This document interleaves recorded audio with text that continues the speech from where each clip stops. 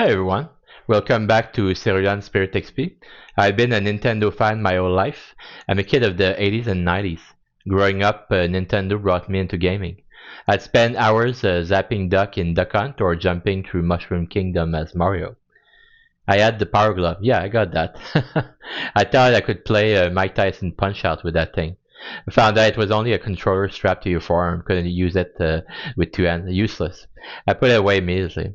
I was subscribed to Nintendo Power for a few years until my mom said couldn't pay the subscription anymore. I remember reading Howard and Nestor in that magazine. The console that brought me to the next level in my early teen years was the Super Nintendo. Even now, streaming Luigi's Mansion, I'm reminded why I love their IPs. I brought every Nintendo console till the Switch 1. Nintendo's ecosystem of game is special. Charmless, fun, and harmless IPs like Mario, Zelda, and Pokemon that no other consoles match. You can look at Nintendo games and you know it's Nintendo games. But lately I'm disappointed. Nintendo's acting like Japanese Disney, wielding corporate power over fans and creator. This isn't a hit piece or a call for boycott, it's just a big old spotlight on their controversy hoping for change. But that love make their recent behavior hurt more. Nintendo is not just protecting their magic, they're acting like corporate douchebags, stomping on fans and small dev and flexing legal muscles. Let's talk about what's gone wrong. Let's dive into 5 controversy in the last 2 years showing Nintendo's darker side. First up, pricing. The Switch 2 launched in April 2025 at $450. It's a gut punch for fans expecting $400 or less. Games like Mario Kart World stick at $60 to $70. Even year-old titles rarely drop. Unlike a certain game I'm playing right now, money doesn't fall from trees and flowers. By the way, they've got very low sale on the Switch 2. Two ex-Nintendo PR manager called this a crisis moment. The Nintendo Switch Online expansion pack at $50 get flack for glitchy emulation and losing DLC if you unsubscribe. There isn't a huge difference of performance and graphics between the Switch 1 and 2. With tariffs looming, price could climb even higher. No average middle-class family can pay for this right now without bleeding hard. They need to make gaming accessible, not elitist. I'm not calling for a boycott, but if you don't have the money to buy the Switch 2, don't. I certainly won't right now. That's why I'll stick to cheaper evergreen classics. Oh boy, Nintendo's lawsuit against Palworld developer Pocket Pair in September 2025 is huge. Palworld with 32 million players got sued for patent infringement, not copyright, over mechanics like capturing creatures and riding mounts. Pocket Pair cut feature like Palspin and gliding, calling them disappointing compromise. Gliding. I mean, Zelda and Mario game has gliding. Fans are split. Some say Palworlds mimic Pokemon too closely.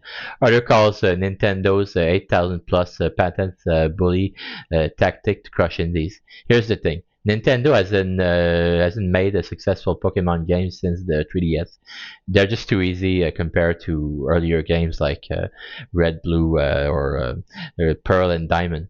Pocket Pair brings a similar game with a new take. They legally smash it. Nintendo's legal hammer feels like they're punishing success instead of innovating. YouTube channel takedowns. As a YouTuber, this one hit close. Since 2023, Nintendo issued copyright strikes against channel streaming their games, especially on emulators like Yuzu. YouTubers like Point Crow and Retro Game Corp got hit for Breath of the Wild or retro content. In 2024, Nintendo sued streamer Jesse Kagan for $7.5 million, claiming he streamed pirated Switch games. Fans say this kill enthusiasm and game preservation. ROMs are often the only way to play classics. Emulation is legal, but you gotta own the game you play on emulator as well as the console. But some games are impossible to find and play without an emulator. How the hell can you play NES or SNES and Game Boy games nowadays without an emulator? These strikes scare creators and they will have Nintendo. Why punish fans promoting your games? It's a far cry from the joys of my NES days, and it's pushing creators away. Suing Genki for Switch 2 leaks. In January 2025, accessory maker showed the Switch 2 mock-ups at CES before Nintendo's reveal. By May, Nintendo sued them for trademark infringement, demanding all Switch 2 branded accessories be destroyed. Though some say Genki was reckless, some call this Nintendo's control freak side. As a fan, I'm torn. I love Nintendo's hardware, but suing a small accessory maker feels petty. The Nintendo I grew up with inspired creativity, not fear. They need to focus on making great games, not controlling every detail of their ecosystem. Misreading Translator. Behind Nintendo's magical game, there's a human cost. In 2024, report showed that Nintendo refused credits and imposed 10-year NDAs on external translators for Zelda and Animal Crossing. These folk bring a Nintendo story to the world, but get no recognition. Fans called it exploitive, clashing with Nintendo's wholesome image. As a Final Fantasy XIV player, I know localization makes or breaks a game. Nintendo's secrecy here feels wrong. Nintendo shouldn't be hiding the people who make the game shine globally. It's another sign they're acting like a coal corporation, not a fun-loving studio. Nintendo games are my childhood, but their recent moves hurt. High prices, a lawsuit against Palworld and Genki, YouTube's takedown and mistreating translator make them feel like a Japanese Disney. More about control than creativity. This isn't a hit piece. I'm a fan calling for change. Nintendo needs to change their policies and practice. What's your take? Comment below. Check out my gaming streams like Luigi's mentioned right now. Subscribe, ring that bell. Thanks for watching, and I'll see you in the next one. Thank you.